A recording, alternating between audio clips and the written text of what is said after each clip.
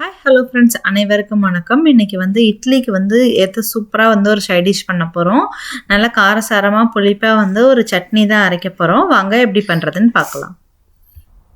இப்போ ஃபஸ்ட்டு ஒரு பேனில் 1 டேபிள் ஸ்பூன் அளவுக்கு எண்ணெய் சேர்த்துக்கலாம். எண்ணெய் சேர்த்துட்டு கூடவே ஒரு 5 போல் காஞ்ச மிளகா, கூடவே 1 கப் கடலைப்பருப்பு சனா தால் சேர்த்துட்டு இதை நல்லா பொன்னிறமாக வறுத்துக்கலாம்.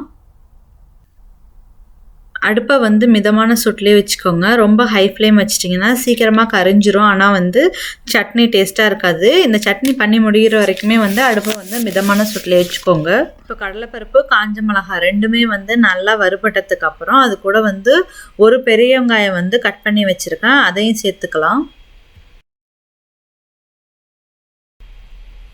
கூடவே ஒரு துண்டு அளவுக்கு இஞ்சி கட் பண்ணி வச்சுருக்கேன், அதையும் சேர்த்துக்கலாம். இப்போ இந்த வெங்காயமும் நல்லா வதங்கட்டும். இந்த வெங்காயத்தோட பச்சை ஸ்மெல் நல்லா பச்சை வாசனை போகிற அளவுக்கு நல்லா வதங்கணும்.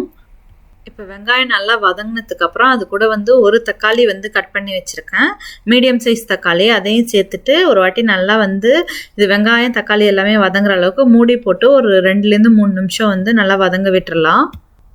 இப்போ வெங்காயம் தக்காளி எல்லாமே நல்லா வதங்கிருச்சு. கடைசியாக கொஞ்சோண்டு புளி சேர்த்துக்கிட்டு அது கூட உப்பு சேர்த்துட்டு இதை நல்லா ஆற விட்டுட்டு மிக்சியில் நல்லா பேஸ்ட்டாக அரைச்சி எடுத்துடலாம்.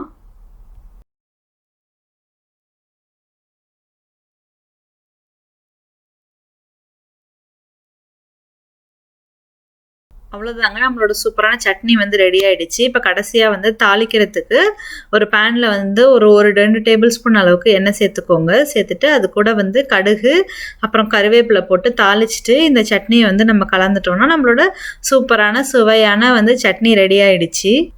நல்ல சூடான இட்லிக்கு இந்த மாதிரி சட்னி நீங்களும் உங்கள் வீட்டில் ட்ரை பண்ணி பாருங்கள். உங்கள் வீட்டில் ட்ரை பண்ணி பார்த்துட்டு உங்களோட கருத்துக்களை நம்மளோட கமெண்ட்டில் ஷேர் பண்ணுங்கள். இந்த வீடியோ உங்களுக்கு பிடிச்சதுன்னா நம்ம சேனலுக்கு லைக் பண்ணுங்கள், ஷேர் பண்ணுங்கள், கமெண்ட் பண்ணுங்கள், கூடவே சப்ஸ்கிரைப் பண்ணுங்கள். மீண்டும் ஒரு சூப்பரான வீடியோவுடன் அடுத்த வீடியோவில் சந்திப்போம்.